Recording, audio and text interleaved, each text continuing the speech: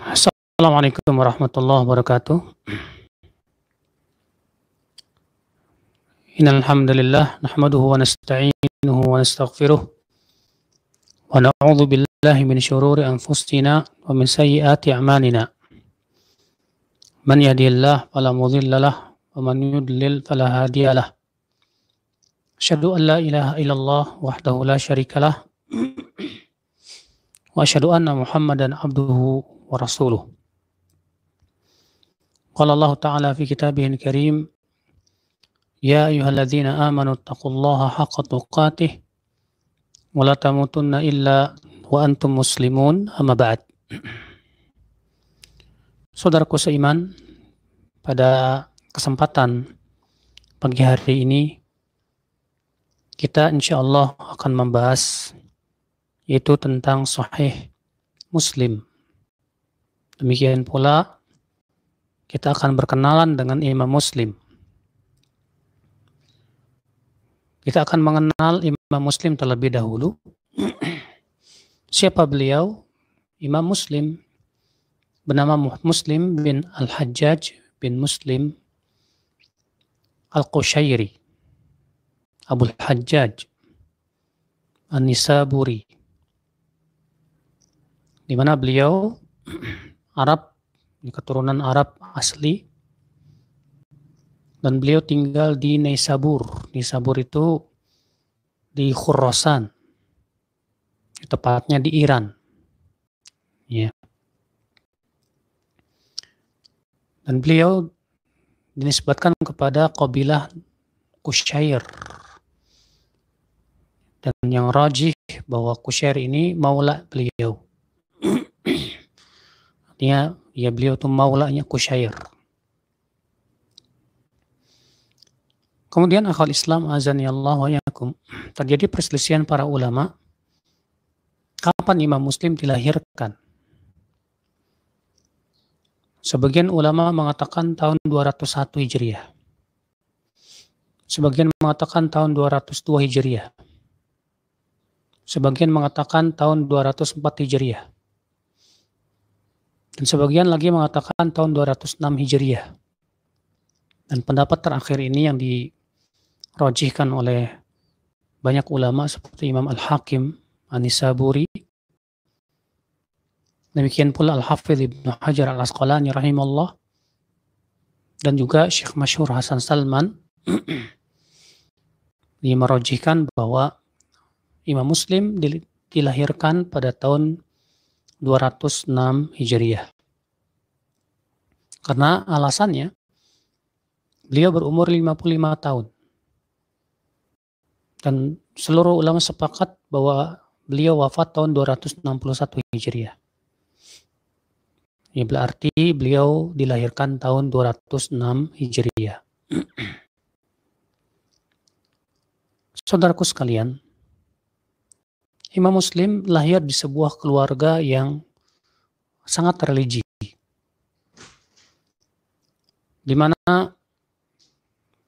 ayah daripada Imam Muslim yang bernama Al-Hajjaj bin Muslim adalah seorang dai yang sangat terkenal, yang senantiasa memberikan ceramah-ceramahnya dan tarbiyahnya. Dan itu sangat berpengaruh kepada anaknya yang bernama Muslim ini. Di waktu kecil, oleh ayahnya Imam Muslim dikirim ke Kutab untuk belajar tulis ya Al-Quran dan menghafalkan Al-Quranul Karim. Kemudian Imam Muslim pertama kali mengambil ilmu hadis atau hadis itu pada usia ke-12. Pada usia 12 tahun beliau sudah duduk di majelis hadis.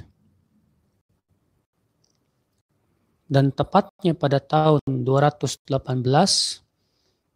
ya beliau mengambil dari para ulama dan mulai beliau pun mengadakan rihlah, perjalanan jauh untuk mengambil hadis Nabi Shallallahu Alaihi Wasallam. Guru yang pertama kali beliau ambil dari seorang ulama besar hadis yang bernama Yahya bin Yahya ya bin Bakar At-Tamimi An-Nisaburi. Ini adalah merupakan guru pertama beliau yang beliau ambil ilmunya. Akhul Islam azani Allah wa yakum. Kemudian beliau pergi haji, ya, pada umurnya yang ke-18 tahun. Beliau pergi haji, kemudian beliau di sana di Mekah mengambil hadis dari Al-Qa'nabi. Ini guru beliau yang paling tua, yang wafat pada tahun 221 Hijriah.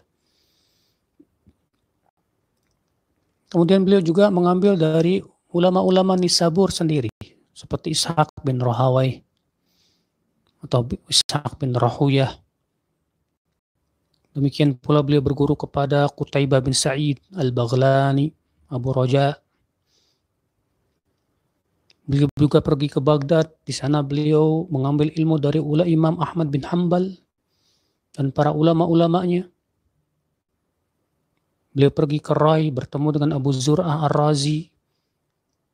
Ya. Demikian pula beliau banyak bertemu dengan para ulama hadis di zamannya. Sehingga subhanallah, selain itu Imam Muslim juga diberikan oleh Allah Subhanahu wa taala ya, dua perkara. Yang pertama yaitu kecerdasan yang luar biasa. Imam Muslim sangat cerdas sekali. Sehingga dengan mudah beliau menghafal hadis-hadis Nabi Shallallahu alaihi wasallam di luar kepala. Yang kedua, kekayaan. Karena beliau memang pengusaha, bisnismen yang berhasil. Iya. Beliau punya toko baju yang sangat ramai. Beliau juga punya usaha-usaha yang lainnya. Sehingga memudahkan beliau untuk mencari jauh untuk mengambil hadis Nabi Shallallahu alaihi wasallam. Ya, kekayaan yang beliau raih sebagai pemberian dari Allah Subhanahu wa taala itu tidak beliau sia-siakan. Beliau gunakan semaksimal mungkin ya untuk menuntut ilmu Allah Subhanahu wa taala. Ikhwatul Islam azani Allah wa yakum. Dan subhanallah, Imam Muslim rahimahullah, karena beliau yang sungguh-sungguh dalam menuntut ilmu Allah Subhanahu wa taala, mengumpulkan hadis dari berbagai macam ulama-ulama dari seluruh dunia, maka terkumpullah kepada beliau ilmu yang banyak. Maka beliau pun menjadi piawai dalam berbagai macam ilmu, terutama ilmu hadis. Demikian pula beliau terkenal akan kefakihannya. Makanya para ulama memasukkan Imam Muslim itu dalam kategori fuqaha al-muhaddisin, para ahli hadis yang faqih. Iya. Saudaraku sekalian, ikhwatul Islam azani Allah wa yakum. Imam Muslim rahimahullah, guru yang paling beliau banggakan adalah Imam Bukhari. Di mana subhanallah, dari Imam Bukhari lah Imam Muslim betul-betul bisa memahami ilat-ilat hadis. Imam Bukhari sangat diagungkan sekali oleh Imam Muslim. Ya. Sampai-sampai sebagian ulama mengatakan kalau bukan karena Bukhari, Muslim itu nggak ada apa-apanya. Maka Imam Muslim ya senantiasa mengikuti Imam Bukhari pergi kemana saja. Sampai-sampai ketika Imam Bukhari difitnah sehingga Imam Bukhari dikucilkan, Imam Muslim lah ya yang senantiasa membela Imam Bukhari rahimahullah. Makanya subhanallah, Allah jadikan nama Imam Bukhari selalu disertai dengan Imam Muslim sampai detik ini. Dan bukunya yaitu Sahih Bukhari dan Sahih Muslim menjadi buku yang tersahih setelah Al-Quranul Karim dengan kesepakatan seluruh para ulama. Saudaraku sekalian, ikhwatul Islam azani Allah wa yakum. Imam Muslim, saudaraku sekalian, secara fisik Masya Allah, Kata para ulama, Muslim itu tamul qamah, badannya tegap, abyadul lihyah warras, rambutnya dan jenggotnya putih, dan beliau sangat tampan sekali. Selain itu beliau juga seorang donatur, muhsinin. Beliau orang yang sangat dermawan. Beliau dicintai oleh semua orang, Masya Allah. Sudahlah keilmuannya yang luar biasa, sudah pula kedermawanannya. Maka Imam Muslim rahimahullah menjadi ulama yang sangat disegani sekali, yang sangat dihormati sekali. Bahkan Imam Muslim masuk dalam kategori ulama-ulama dunia yang terkemuka, yang tidak ada tanding di zamannya. Sampai-sampai gurunya sendiri yang bernama Muhammad bin Bashar berkata, "Hufadhud dunya arba'ah." Para penghafal hadis di dunia yang luar biasa itu ada 4 orang. Yang pertama Abu Zur'ah Ar-Razi, kata beliau. Yang kedua yaitu Imam Ad-Darimi. Yang ketiga Muhammad Muslim bin Hajjaj Al-Qushairi. Dan yang keempat yaitu Muhammad bin Ismail Al-Bukhari. 4 orang ini yang dinyatakan oleh Muhammad bin Bashar hufadhud dunya, penghafal hadis yang luar biasa tanpa tanding di zamannya. Saudaraku sekalian, ikhwatul Islam, azani Allah wa iyyakum. Imam Muslim subhanallah menghabiskan waktu-waktunya untuk ilmu. Sampai-sampai ketika beliau sedang dagang pun di pasar, beliau gunakan untuk menyampaikan hadis. Murid-muridnya datang ke tokonya. Kemudian di tokonya tersebut hadis. Subhanallah. Waktunya betul-betul beliau gunakan untuk hadis, untuk menyampaikan hadis, untuk ilmu. Sehingga Allah angkat nama beliau. Allah harumkan nama beliau. Imam Muslim, saudaraku sekalian, mempunyai guru yang sangat banyak sekali. Demikian pula mempunyai murid-murid yang luar biasa keilmuannya.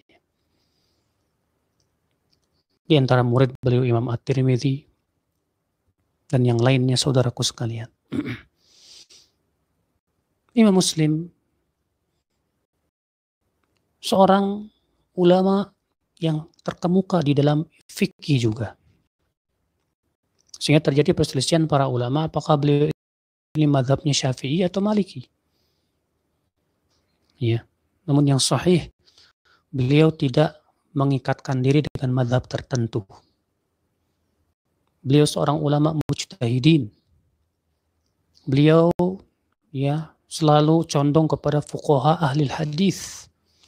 Yang disebut dengan fuqaha muhaddisin itu biasanya dinisbatkan kepada Imam Syafi'i dan Imam Ahmad bin Hanbal. Imam Syafi'i dan Imam Ahmad bin Hanbal dikenal dengan istilah fuqaha muhaddisin. Fuqaha ahli hadis. Saudara-saudara sekalian, ikhwatul Islam, azani Allah wa iyyakum. Kemudian saudaraku sekalian, akhal iman,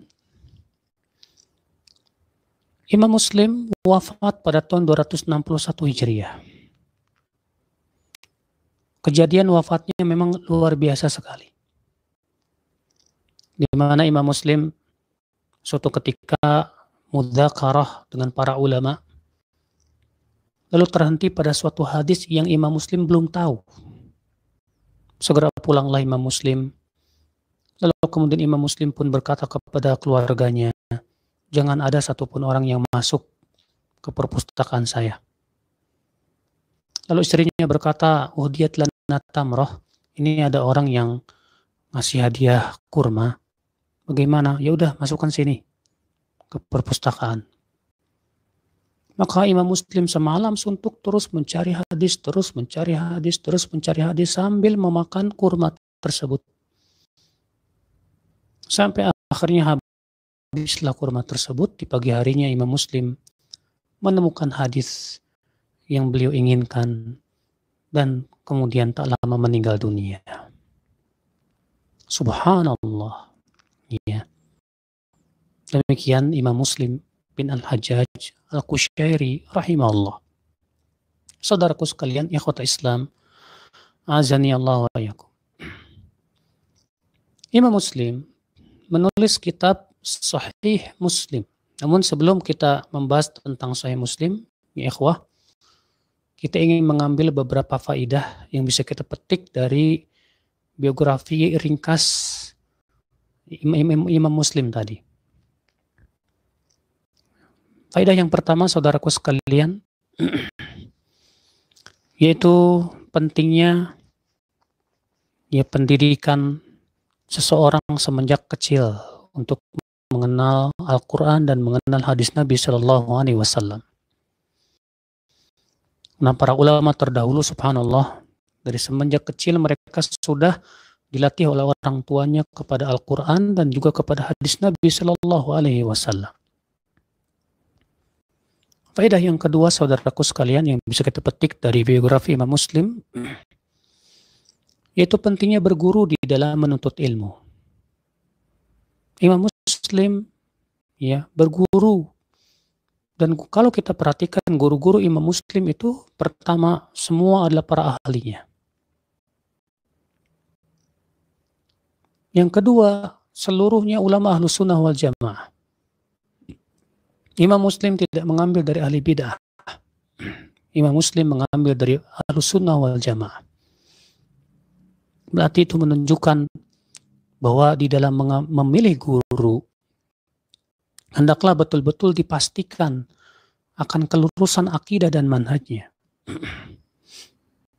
Imam Bukhari saja berkata, akhadtu an akthar min 1080 nafsan, kulluhum yaqul al-imanu qaulun wa amal yazid wa yanqus.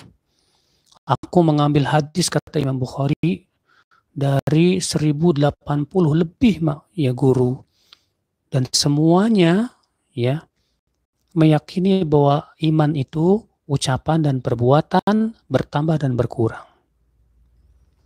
Saudaraku sekalian, ikhwat Islam, azani Allah wa iyyakum. Berarti kewajiban kita ya betul-betul memilah dan memilih guru itu penting sekali, karena itu adalah merupakan keselamatan agama kita, keselamatan akidah kita, saudaraku sekalian. Kemudian akhwat Islam, faedah yang ketiga yang bisa kita petik dari biografi Imam Muslim rahimahullah, itu pentingnya kita rihlah fi talabil ilm, pergi jauh menuntut ilmu. Jangan kita mengandalkan menuntut ilmu di tempat kita saja. Iya, tapi kita juga berusaha untuk pergi ke tempat-tempat yang di sana banyak ilmu dan para ulama. Para ulama terdahulu, saudaraku sekalian, ikhwatul iman, azani Allah wa iyyakum. Iya. Adapun di zaman sekarang, alhamdulillah, kemudahan ya alat-alat transportasi untuk menuntut ilmu dimudahkan oleh Allah semudah-mudahnya. Bahkan kita bisa menuntut ilmu dari seorang masyayikh melalui internet. Ya. Maka gunakan tentunya kesempatan ini untuk benar-benar kita menuntut ilmu Allah Subhanahu wa taala. Saudaraku seiman, azani Allah wa iyyakum. Faedah yang keempat yang bisa kita petik dari hadis tersebut, dari biografi Imam Muslim ya rahimahullah, itu bahwasanya para ulama ya akhal Islam, azani Allah wa iyyakum, saling mengenal satu sama lainnya di zamannya itu. Dan para ulama saling mengambil ilmu dari satu sama lainnya. Sehingga akhirnya ilmu pun menjadi tersebar. Dan para ulama senantiasa semangat menyampaikan ilmu. Sudah kita ceritakan tadi, Imam Muslim ya, walaupun sedang berdagang di tokonya tetap menyampaikan ilmu. Murid-muridnya hadir, datang ke tokonya, kemudian beliau punya menyampaikan ilmu di sana. Demikian pula seharusnya di zaman sekarang para ahli ilmu hendaknya berusaha sekuat tenaga untuk menyampaikan ilmu agar manusia ini paham betul tentang ilmu yang hak. Saudaraku sekalian, ikhwatul Islam, azani Allah.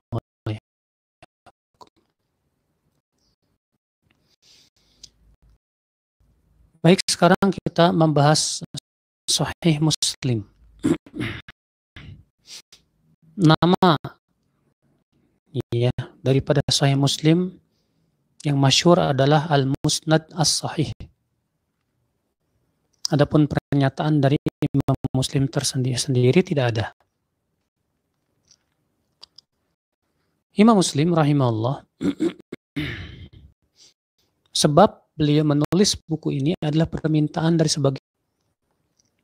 sebagaimana beliau sebutkan sendiri di dalam muqaddimah dari sahihnya, di dalam kitab dalam muqaddimah atau pendahuluan sahihnya.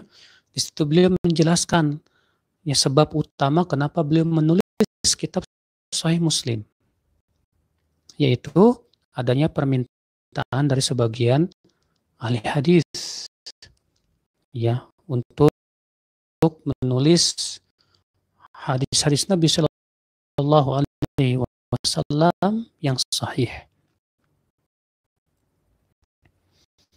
Kalau Imam Bukhari menulis kitabnya sahih itu karena beliau melihat kenyataan yang ada di lapangan, kitab-kitab hadis itu bercampur antara yang sahih dengan yang dhaif.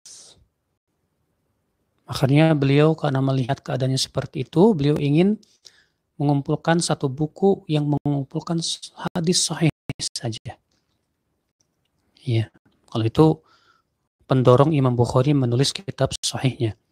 Adapun Imam Muslim, pendorongnya menulis kitab Sahih Muslim itu adalah karena permintaan dari sebagian murid-muridnya dan sebagian para ahlul ilm. Dan Imam Muslim menulis kitab sahihnya ini selama 15 tahun, bayangkan. Imam Bukhari menyelesaikan Sahih Bukhari itu 22 tahun. Imam Muslim menulis kitab Sahih Muslim ini 15 tahun. Ini memberikan kepada kita faidah bahwa para ulama dahulu tidak tergesa-gesa dalam menulis buku. Kayak zaman sekarang terkadang ada orang ingin menulis buku secepat mungkin, kelar sebulan dan yang lainnya, sehingga akhirnya setelah keluar banyak kesalahan-kesalahan di sana sini. Ini tentunya musibah. Bayangkan Imam Muslim menulis Sahih Muslim itu 15 tahun lamanya. Imam Muslim, akhul Islam, azani Allah wa iyyakum.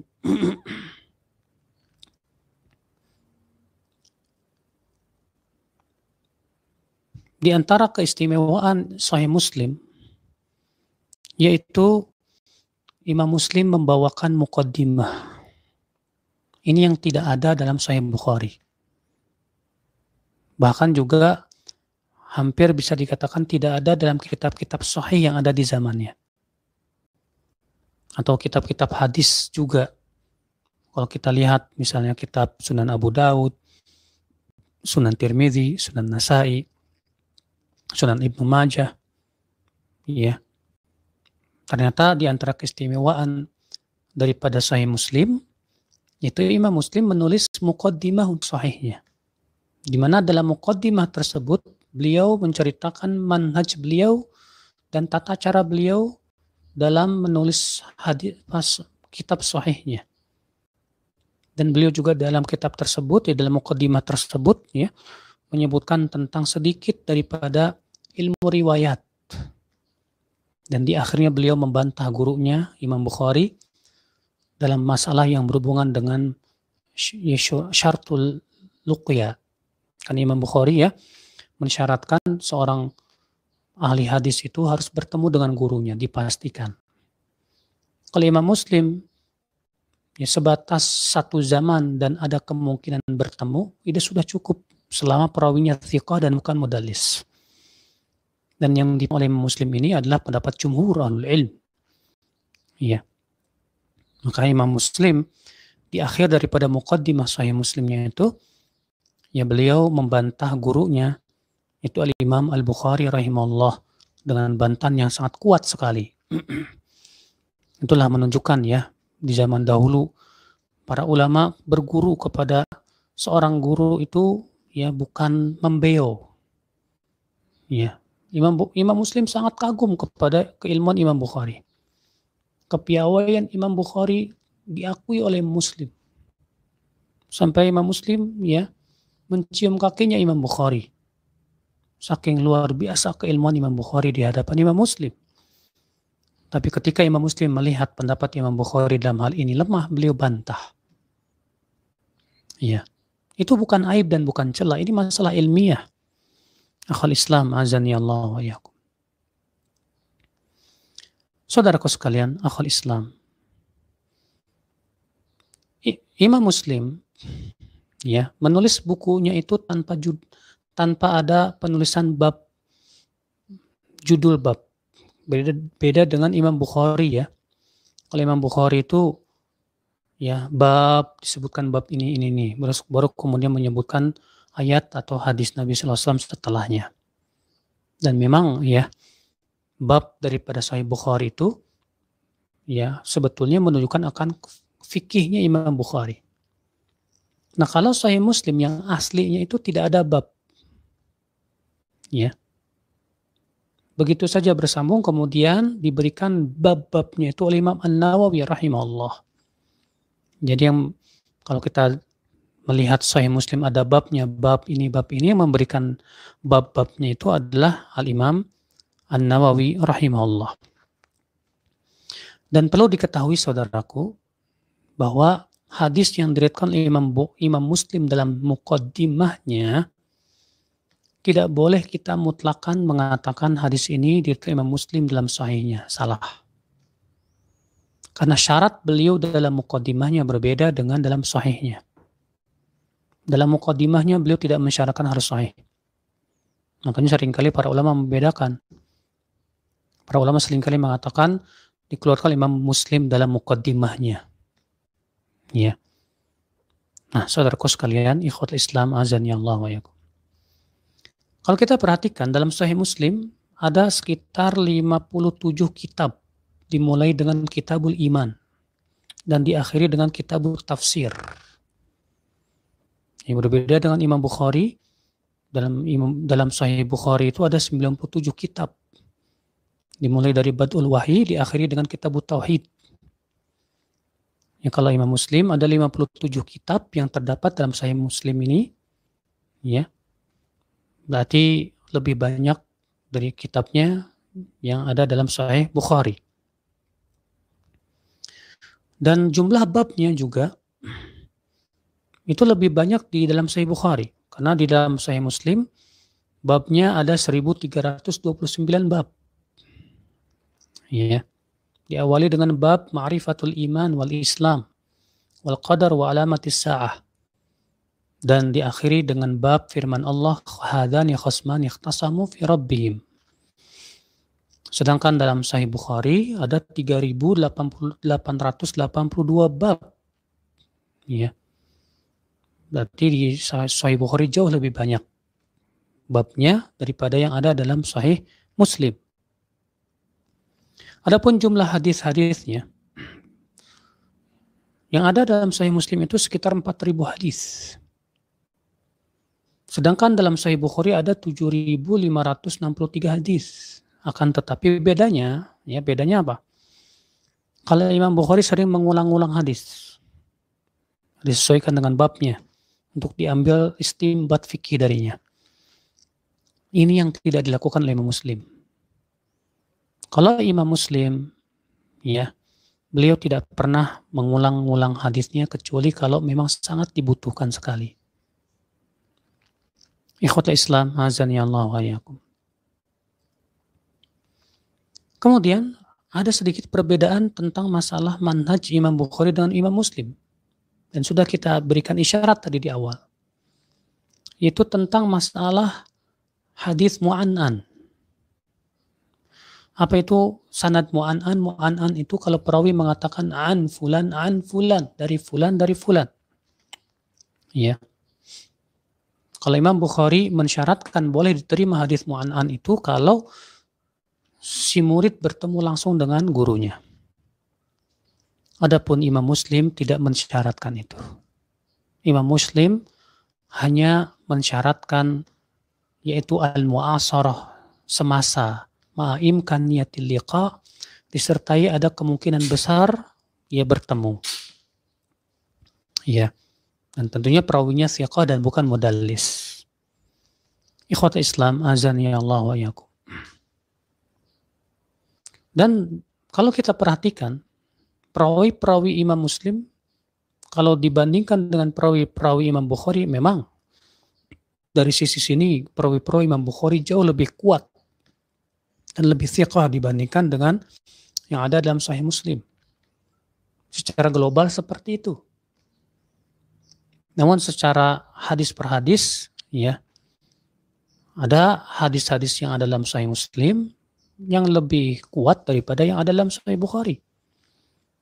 Namun kata para ulama, kalau Imam Bukhari dan Muslim bersepakat meriwayatkan suatu hadis, maka itu dipastikan kesahihannya. Subhanallah. Ikhwata Islam, azani Allah wa iyyakum. Kemudian di antara keistimewaan Sahih Muslim juga apa? Bahwa Imam Muslim tidak pernah memotong-motong hadis. Beda dengan Imam Bukhari. Imam Bukhari terkadang satu hadis yang panjang dipotong-potong kepada beberapa bab. Ya, sesuai dengan kebutuhan. Tapi Imam Muslim tidak. Imam Muslim membawakan hadis secara sempurna utuh. Ya, tidak memotong-motongnya. Ini di antara keistimewaan Imam Muslim, ya. Dan di antara keistimewaan Imam Muslim juga apa? Beliau tidak pernah meriwayatkan hadis secara makna. Beda dengan Imam Bukhari. Ya. Kalau Imam Bukhari, beliau terkenal suka meriwayatkan hadis secara makna. Sedangkan Imam Muslim madhabnya, ya, beliau punya keyakinan tidak boleh, ya, untuk meriwayatkan hadis secara makna. Ini madhab daripada Imam Muslim. Saudaraku sekalian, di antara keistimewaan Sahih Muslim juga dibandingkan dengan Sahih Bukhari apa? Kalau Sahih Bukhari banyak sekali hadis-hadis mu'allaknya. Apa sih hadis mu'allak? Hadis mu'allak itu hadis yang sanadnya dihilangkan. Di mana saudaraku sekalian, jumlah hadis mu'allak yang ada dalam Sahih Bukhari ada 1341.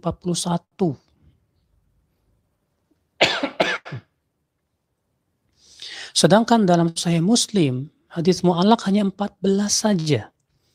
Itu pun juga beliau sambung di tempat lain. Ya.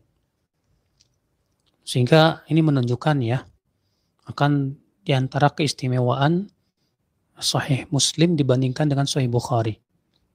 Bahwa Sahih Muslim itu sangat sedikit hadis mu'allaknya, dan itu pun juga sudah disebutkan secara bersambung dalam Sahihnya. Ya. Akhul Islam, azani Allah wa iyyakum. Kemudian di antara keistimewaan Imam Muslim juga dalam Sahihnya apa, ya akhul Islam? Yaitu beliau membawakan Sahih itu benar-benar disertai dengan memperlihatkan pentartib hadis dan melihat dengan sangat detail tentang sanad-sanadnya. Dan beliau yang luar biasa dalam yang ada dalam Sahih Muslim itu, ya, beliau mengumpulkan jalan-jalan hadis dan lafaz-lafaznya. Ini yang tidak ada dalam Sahih Bukhari. Makanya, ya, ada beberapa keistimewaan yang dimiliki oleh Imam Muslim dibandingkan dengan Sahih Bukhari. Saudaraku sekalian, ikhwat Islam, azani Allah wa iyyakum. Nah ini, ya, secara ringkas, ya, tentang Sahih Muslim. Yang jelas saudaraku sekalian, Sahih Muslim adalah merupakan kitab yang paling sahih setelah Sahih Bukhari dengan kesepakatan seluruh ulama. Ya, Bukhari, Muslim, Sahih Bukhari dan Muslim adalah kitab yang paling sahih setelah Al-Quran dengan kesepakatan seluruh ulama. Namun terjadi perselisihan di antara mereka mana yang lebih utama, Sahih Bukhari atau Sahih Muslim. Kebanyakan ulama jumhur menguatkan Sahih Bukhari itu yang paling utama. Kenapa? Dari sisi sanadnya lebih kuat. Ya.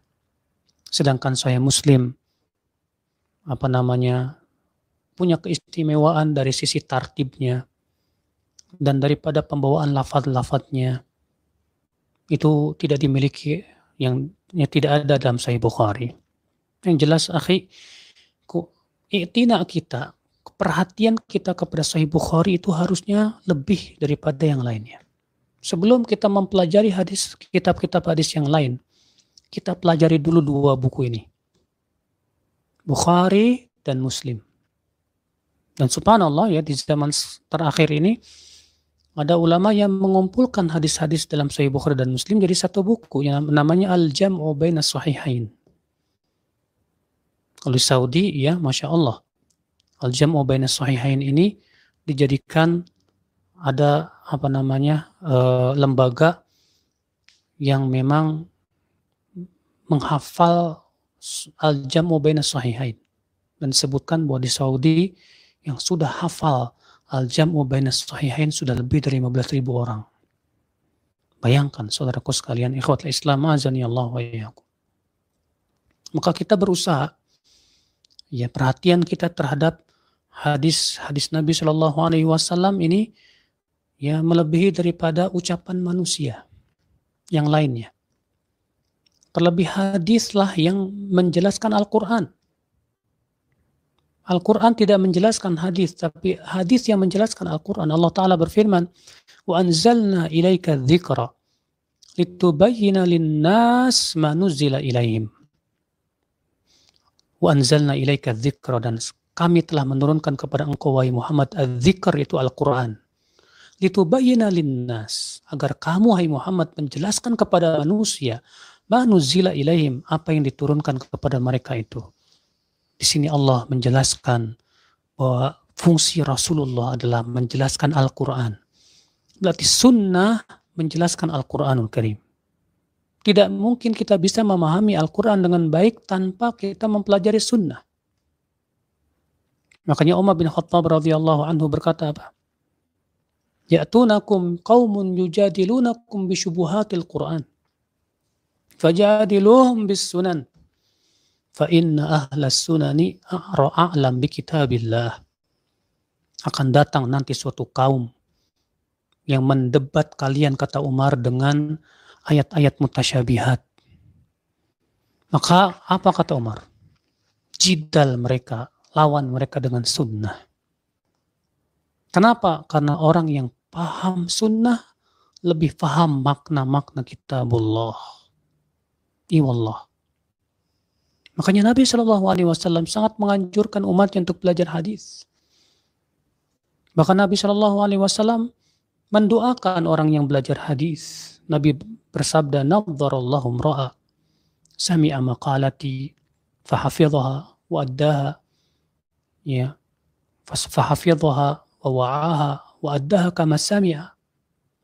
Semoga Allah memberikan cahaya kepada wajah orang yang mendengarkan sabdaku, lalu kemudian ia berusaha untuk memahaminya, berusaha menghafalnya, dan ia menyampaikan seperti apa yang ia dengar. Subhanallah.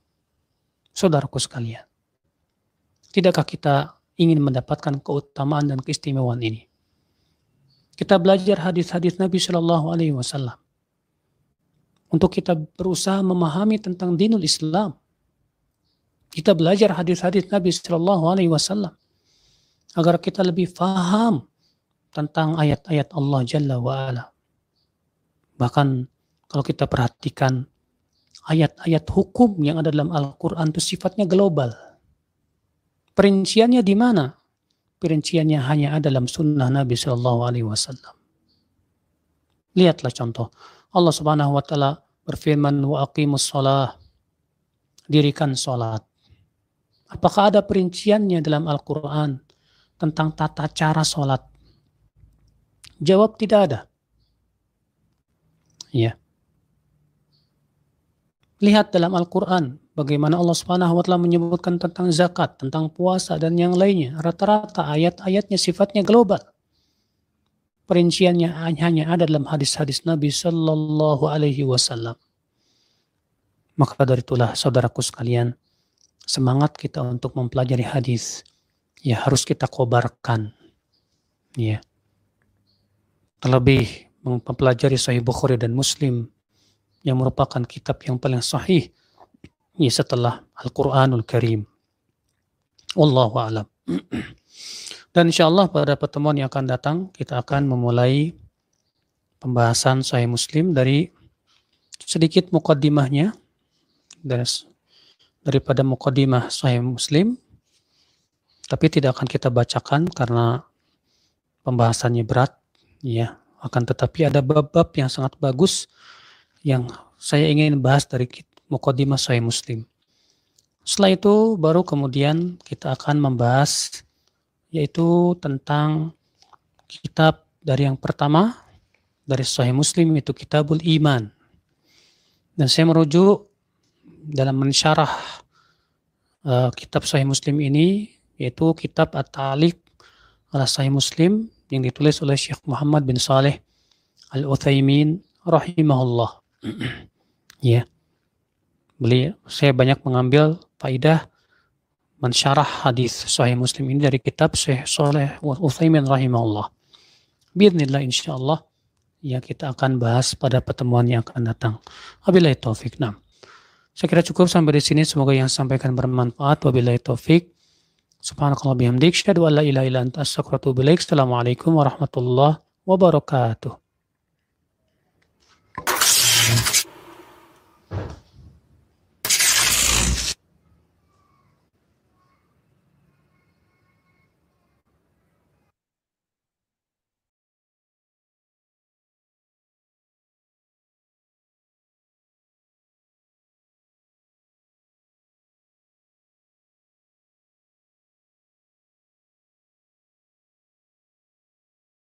Ya, insya Allah.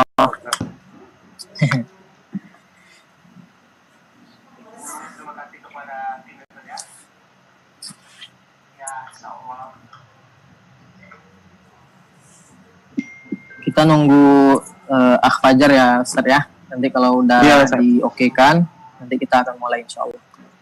Oke, Ustaz. Kita nunggu Akh Fajar ya, Ustaz ya. Nanti kalau udah diokekan.